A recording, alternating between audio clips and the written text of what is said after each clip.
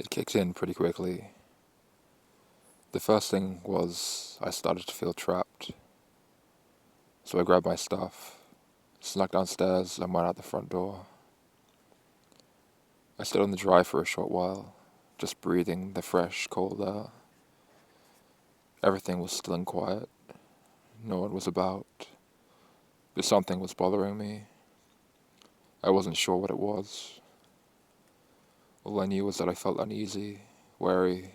I had this growing sense that I shouldn't linger, that I was in the wrong place. So I did what I always do and set off towards the woods. But two things happened. The first was that not long after I reached the woods I saw those lights again, and I didn't like that at all. They were moving towards me, like someone was coming out of the trees, back towards the houses. I found it very startling. The second thing was that my senses were getting keener and keener, and I picked up a scent, or scents I suppose, scents that made me afraid. So I changed my course, but I detected it again, right away. People scent. It was everywhere, although it was just one set of smells among many. I seemed to be able to smell all kinds of things. Animals, vegetation, the earth itself. I remember I could smell exhaust fumes off in the distance. The air was full of musky smells, sharp smells, land smells. But only one smell was making me worry. Human. I knew exactly what it was, and it was woven through the whole of the woods. We think of it as our place, but really there's hikers, dog walkers, all passing through, and Manus's followers. So I swerved off the path and began to run, zigzagging through the trees, leaving the woods behind, crossing the road, into fields, heading for the higher ground. I realized now that I was taking it for granted that I could see my way in the morning dark. I could smell everything, see well, hear well. I felt strong and fast, but I was still frightened. I kept going. The heavy scent was growing less intense. It's like the blanket of human smell was being unwoven until there were only individual threads. In a sheep farmer's lane, I smelled the BO of a man who'd gone by recently. I knew he was a man, even though I didn't see or hear him. Only his smell remained. I don't know what I would have done if we'd met. I did some serious trespassing. Jill would have been proud, jumping over fences and dry stone walls, climbing into the hills. I kept going and going, getting away from humans and all their stink, until at last I stopped and crouched and looked down into the valley. Everywhere there were lights, street lights, a car's headlights, a few house lights coming on. Human lights, not the lights of the sky. Danger, but not near. I just crouched there and watched. Thought faded away. There were no words in my head at all. I can't tell you how right that felt, especially after the day before. No thoughts wriggling in my brain. I was just heartbeat and muscle and breath. I watched and listened and smelled. I kept lifting my head, my nose, to catch the currents of the air. I was completely alone. I seemed to settle into myself in a whole new way. I'm not sure how long I stayed, but it still wasn't dawn when I moved. I was hungry and thirsty. At first I went higher, The instinct to get away from humans was strongest, but I needed food too. I paused and crouched again. There'll be nothing for me up here. The hill was bare. It seemed lifeless to me. Down there it was dangerous, but I had to eat. I longed to keep climbing, to flee from people. Instead, I started to descend, back to the world of human lights, human noise, human smell. My heart thumped, but my belly was growling. I had no idea what I was doing. I kept seeing images of mice and rabbits in my head. I think I was dreaming. I was a hunter, a druggy waking dream. I did my best to stay out of sight. I dreaded contact with people. I had no curiosity about them at all. The sun came up, and I was down from the hills and following the courses of hedgerows in the fields, creeping along, doubled over. I don't really know why. These drugs seemed to make us obsessed. At one point I had to go to the toilet, but I got confused and tangled up and made a mess of myself. Of course I found no food. By now I was filled with a bit of hunger, and I was horribly tired. I felt like howling. There was nothing to eat, and nowhere free from fear. Humans were everywhere. They could never be trusted. It was like one had hurt me in the past, wounded me with a weapon. I ended up in a copse of trees in a field not too far from our school. I've often looked over at those trees and wondered if anyone goes there. Instinct must have drawn me to them. Well, there wasn't as much of a human smell, so I stayed. I found an old foxhole and curled up and went to sleep. I didn't seem to feel the cold very much at all. When I woke up, I had the idea to come back to the village and scavenge for some food. I was scared, but so hungry. That's when you met me.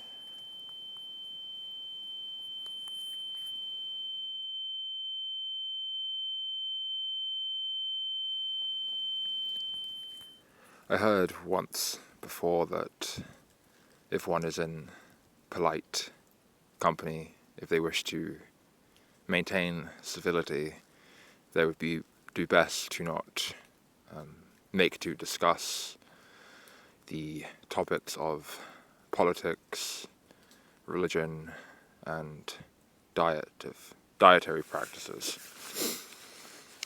And I suppose now with this topic, I've sort of, in some sense, touched upon all three of those on this channel. But I think perhaps this one, relating to diet, and I guess vegetarianism, the ideas of vegetarianism, is most likely to be the most contentious of the three, given the fact that, as I perceive it, though all three are fundamentally, for the most part, with most people, rooted in emotion, which is why one is advised to not discuss them, because one is unlikely to be able to appeal to the reason of another in relation to these topics. One is most likely to hit a brick wall of resistance, because basically one's identity is being threatened.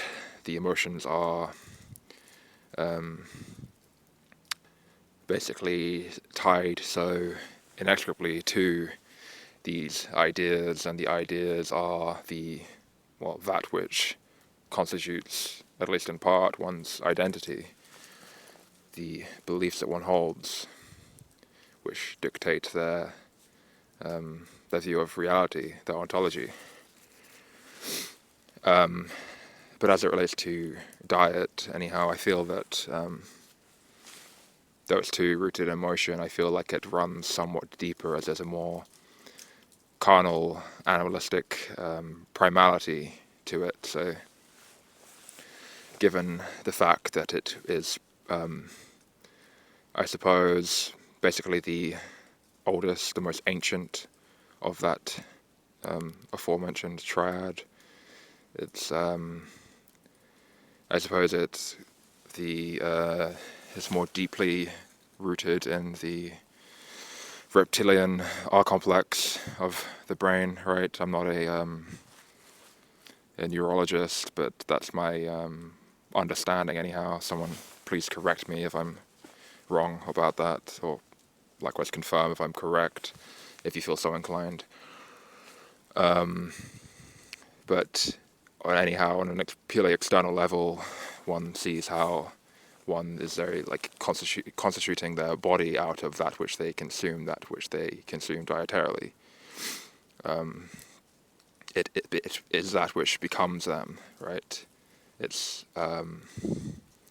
much more of a tangible thing for one to wrestle with, and for someone to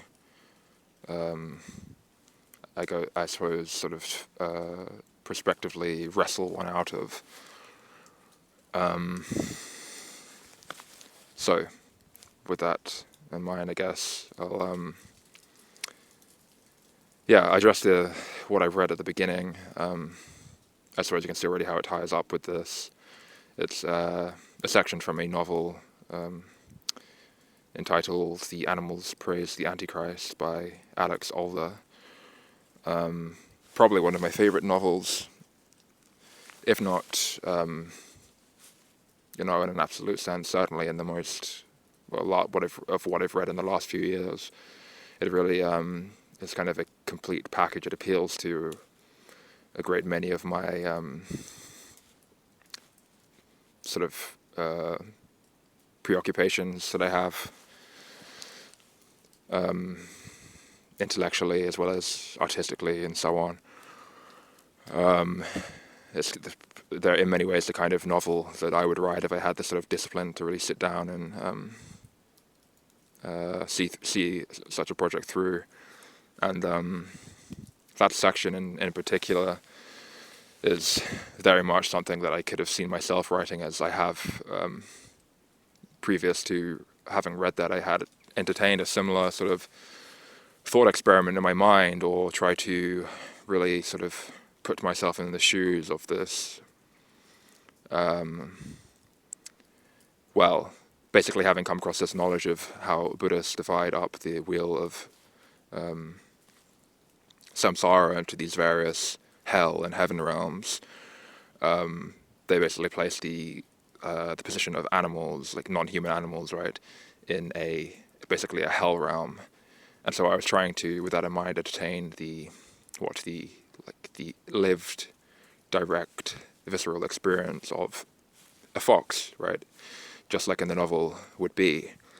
And the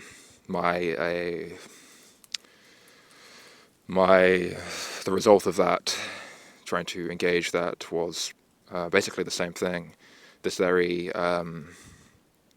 feverish, nightmarish, incessant compulsion to movement, this feeling of being preyed upon, that there's this immediacy, this urgency to every single action, and that there's this constant threat of being antagonized by human society.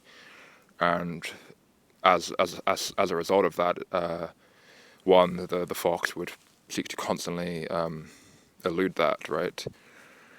And now I don't know if it's because I'm autistic, right, that I can relate so strongly to what the perhaps experience of a non-human animal is, as I've perceived it, it's an extremely common thing for autistic individuals to relate more completely with non-human animals than humans, and going so far in some cases as for such autistic individuals to sort of begin to engage with it's contemporarily known as this sort of, with this furry phenomenon, right? Or like animal kin. They perceive themselves as being animal kin, fox kin, wolf kin, parrot kin, and so on, right? Usually these more sort of charismatic mammals, but nonetheless it's sort of beside the point. And I suppose the problem with this, just as a kind of side note, is that it basically sort of makes a mockery of this this idea that has extensive historical precedence with all of our ancestors, right? Our ancestors hailing from more so shamanistic cultures. This is a very shamanic idea, right? If one really sort of considers it for more than a passing moment, in which they will just simply see it as something anomalous, therefore absurd, and unable to like integrate with their experience, and so we'll just sort of dismiss it in a very flippant way. But if one does not do that and looks more deeply at it and reviews the literature that basically outlines the precedents for this, it's fairly obvious that they're basically one and the same thing. But this seems to be a common theme, anyhow, in current times, Western culture, of specific phenomena that has a very real, profound reality, is sort of brought forth into popular culture and inverted, distorted, to the extent where the casual observer will dismiss altogether the entirety of such, the idea that there's even any real anything worth considering about it at all, basically. And I touched upon this in the last recording, where I discussed language and words and how basically things become married to a specific context, and the casual observer, too apathetic in most cases, too strained by the rigors of this capitalistic system, right, of being a rat in a wheel, will just sort of is unable to pick apart language, words, phrasings, and see that there's a very real cross-contextual potentiality to such words, phrasings, and so on. And the same applies to this phenomena of animal kin and furries and so on. And of course, I'm not saying that the majority of these people, or even close, are sort of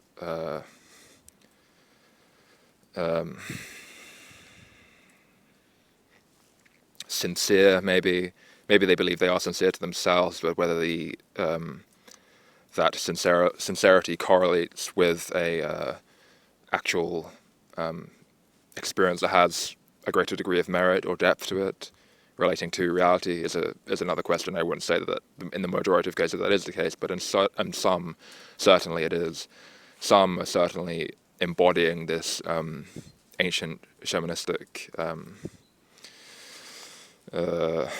phenomena. That's just my idea anyway. And I'll just say this idea of these more ideas being brought into popular culture and then are inverted and distorted. I want to talk more about that in future recordings, as I think it's kind of it's certainly worth examining and unpacking due to the ubiquity of it and the threat that it basically poses. And so anyhow, to get back on track, I suppose I'll say the thesis of the book, right, this novel, is that the essence of the animals, of these non-human animals, of all these sentient life forms that inhabit the same space as us humans, is not simply something that's comparable to the essence, to the sentience of humans, but that in its most fundamental nature, when really one really strips it down to its bare bones, it is exactly the same. Exactly the same. And in some ways this ties into this idea of generic subjective continuity, this secular rebirth concept that I've touched upon and others recently have touched upon, that I was exposed to in name by these others. This idea that consciousness is always present for itself, and so there is no way to escape consciousness, and the fact that one is presently inhabiting a human consciousness, and if you're listening to this, right, most probably a fairly, at least relatively comfortable human consciousness, the circumstances that surround that human consciousness are probably considerably more lucrative, right, than a great many, or the majority of human consciousnesses. The fact that this is so is like a profound rarity, right? This is an anomalous experience that you and I are presently having. And the majority, the overwhelming majority of human consciousness, but also just consciousnesses in general, of sentient experience, to put it in a more precise way, the majority of sentient experiences on this planet, human or not, are horrific, unimaginably horrific. And so consciousness being always present for itself thusly necessitates the fact that consciousness will persist, not for you in a purely, in a sense that sort of, wherein you, the individual, this current ego,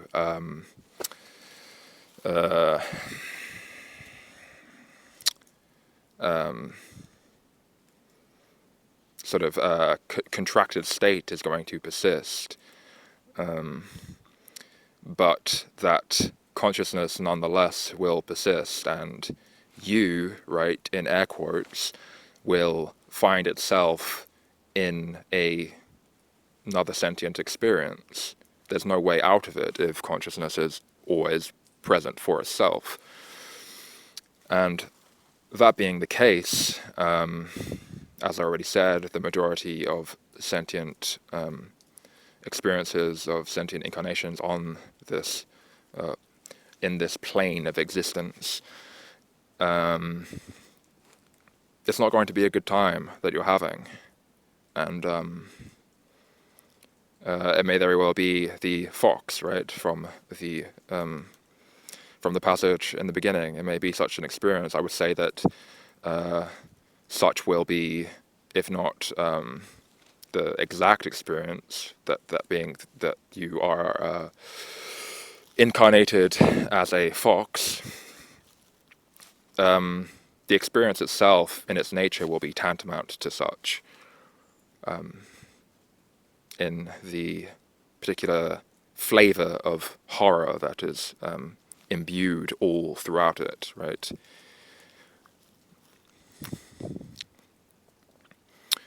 And so when we consider this, we, if we're empathetic, right, and we are so many caveats here, right? Which is basically, I suppose, why we find ourselves in the state we're in, where most people just patently just don't give a fuck about anything other than their immediate social network, at best.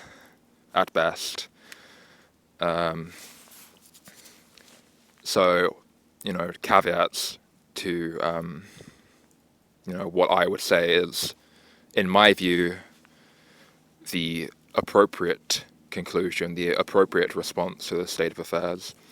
The caveat to arriving at such, or caveats to arriving at such, are that, okay, first, one is has a desire to act appropriately. They have this a moral compass, right? Second, that they're able to be fully cognizant of the reality of this. They understand what is being presented, that it isn't just some whimsical sort of woo-woo religious idea. It's a very real, plausible reality. Okay. What else?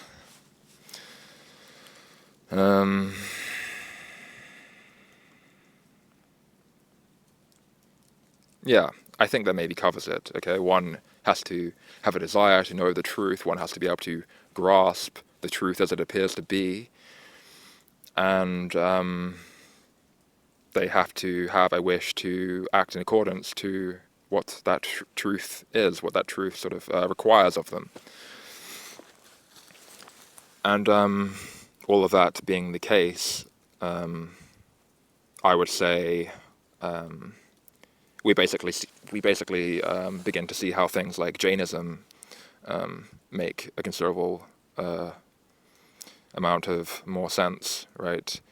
This seemingly excessive to the point of like pedantry, right? This pedantic fixation upon doing absolutely no harm whatsoever to even insects, right? To the point where they will adorn these face masks so that they do not incidentally or accidentally inhale any insects, and they sort of meticulously will filter their water and pick through their food to make sure that no insects have gotten into there, and look very carefully on the ground where they're treading so they don't crush anything underneath their feet, insects again, and so on. And to most people this seems completely absurd and kind of farcical, right? It's like I don't know, the kind of response from the typical sort of male, at least in this country, the country that I reside in, would be like, oh, that's a bit much, mate. You want to you've been taking some funny pills, have you? Something like that, right? But at the same time, a great many people would see that they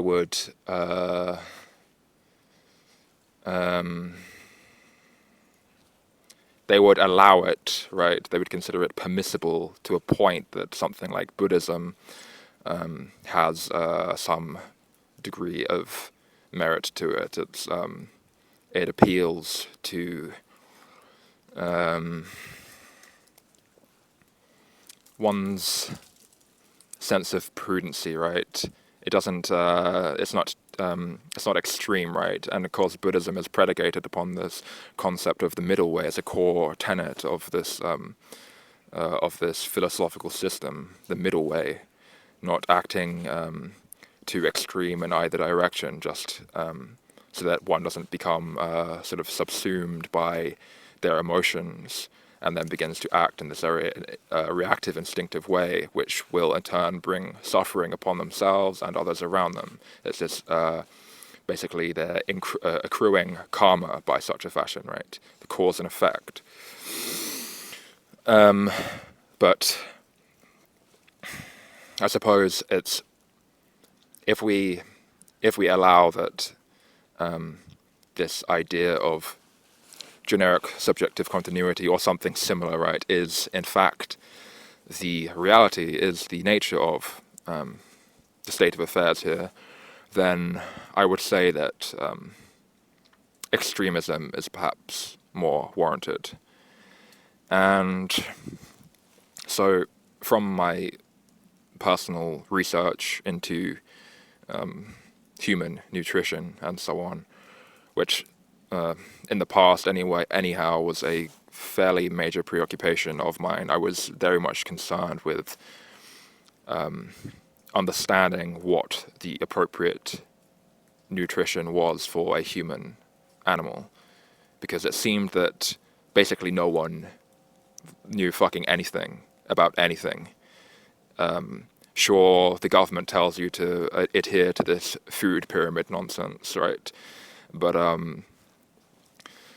of course, we see in people who adhere to that food pyramid in the countries where it's sort of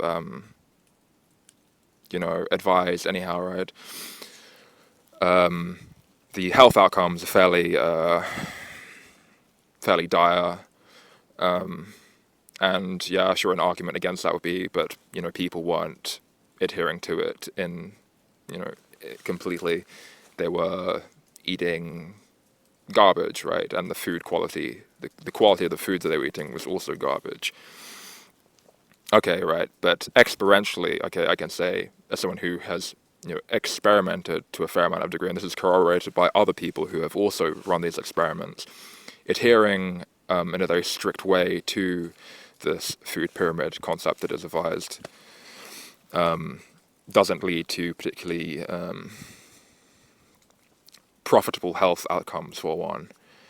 And one can find that there are significantly greater profitable outcomes, health outcomes, to be found in adhering to these other models of nutrition. And I guess sort of, again, fairly current times, there's this idea of ancestral nutrition, adhering to an ancestral model of nutrition, which on the face of it makes a great deal of sense, right? Eat what our ancestors ate, as it's sort of what we were evolved or designed to consume. And typically this is based largely upon a great amount of fatty cuts of wild or grass-fed meats, maybe some berries, maybe some dairy if you're of a specific ethnographic group. Basically like Western, Northern European, and some African countries, as I understand it, and that's it. Everyone else would do better to avoid it, as they haven't, they don't have the adaptation for being able to digest lactase or lactose beyond after weaning, right? They haven't got lactase persistence, I believe is the specific term for it. But in any case, yeah. So maybe some fruit, some seasonal fruit, high quality fatty cuts of meat, maybe some eggs if they're also of high quality, but that's very hard to find typically, and maybe some starchy root vegetables and some seasonal greens, but that's kind of contentious. But that's basically it. And yeah, so for myself, a few years ago, I have run such experiments that sort of in and around that kind of thinking, right? Embracing those ancestral tenets. Oh, I should also mention organ meats, right? That's a very critical component of this ancestral model, organ meats. Because even people that eat, omnivores, right? The conventional sort of American diet, right? People who are meat eaters, right? They don't eat any organ meats. And that is basically where the majority of nutrition is to be found within animal foods. It's in the organ meats. They're the most nutrient-dense foods. Not just in the animals, but on the planet, right? On in this space, this realm that one can consume. Yeah, I had some measure of success with running these experiments, but with some problems here and there. I mean, it does seem that one has to first sort of cultivate the capacity to actually be able to digest a lot of these foods. The argument being that not having there's a few sort of theories as to why this is the case. It's first of all, it's like a microbiome issue. One doesn't have the necessary like bacteria in their gut that's sort of required to effectively digest these foods. Also, the pH of the stomach that's required for digesting saturated fat is also much too alkaline to do so effectively. So there are ways to remediate these two issues. Like the first issue, you can take probiotics, and there are sort of these healing, more sort of comprehensive, advanced healing like protocols that one can follow. Of introducing only certain foods for such and such period of time, and then moving on to others, and right. So even having had that kind of experience, right, of seeing that there was a great amount of health benefits to be had, which would over time supposedly just become more pronounced. I'm still at a point now, years later, where I've basically sort of eradicated all of that, just dismissed it all in favor of embracing a more vegetarian-based diet. And that is because I see that basically the ethics, but more more noteworthy, I suppose, in relation to this video recording and the points I'm making herein. The sort of, I suppose, spiritual repercussions of such, the fact that to participate in the carnage here is basically inexcusable from my position. The way I see it is I can't permit myself to engage in it, even if the outcome is that I'm more functional, more healthy, I have more vigor, more just more a greater degree of structural fortitude in all senses. But I just can't see for myself that it's just not permissible. And this, to go back, would be the sort of stepping out of the middle way of Buddhism to embrace what would be seen as an extremity. It's sacrificing the health of my body and mind in order to save my spirit, right? This deeper sense of selfhood. I just found for myself that there's a greater depth of meaning and purpose to be found in cultivating that space, doing what is required to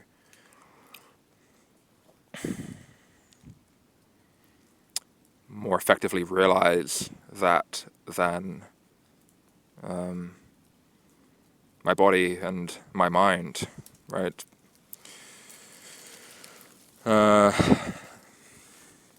Yeah, and a lot of people, when people say similar things I've heard in the past, similar to what I'm saying here, people have pointed towards the Dalai Lama, for instance, right? Because, famously, Tibetan Buddhists, they embrace vegetarianism, and just Buddhists in general, right? They're kind of renowned for doing so.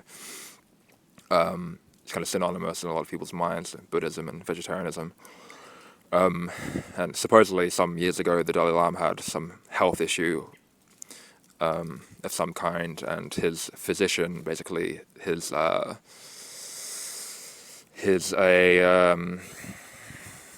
prescription for the Dalai Lama was to begin to consume animal foods once again. That was seen as the only reasonable way to heal him, given what the situation was.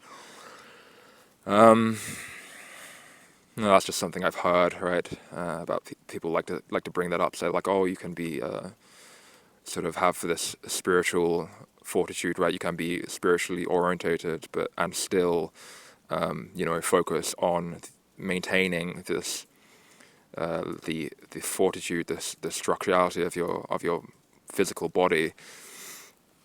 Because also, as the Dalai Lama has famously said, as I recall, the body is one's vehicle for realizing enlightenment, or something to sort of paraphrase.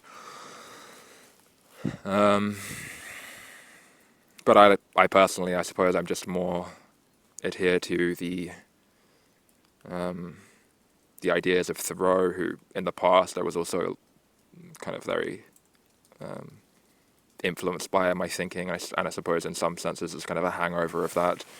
And I'll try and remember the quote that I have in mind. It's something like, no man ever followed his genius until it misled him. Though the result may have been bodily weakness, no one can say that the consequences were to be regretted, for this was a life lived in conformity to higher principles. Yeah. And so that's my kind of thinking in this regard. And I suppose just another quote that I think of in relation to this is certainly biblical. I can't remember if it's attributed to Christ or a church father, but it's something to the effect of, what does it profit a man to gain the whole world, but to lose his soul in the process? Yeah. So that's kind of my position on this matter of diet and what is best for one to consume, and how I sort of primarily lean towards vegetarianism as a result of perceiving things and the ways that I've kind of addressed herein. I think that's kind of all I have to say for now. I may, as I often do, think of something after the fact, but this has gone on for quite some time anyway, so I think I'll just kind of try and wrap it up here. But yeah, thanks for listening, and yeah, bye.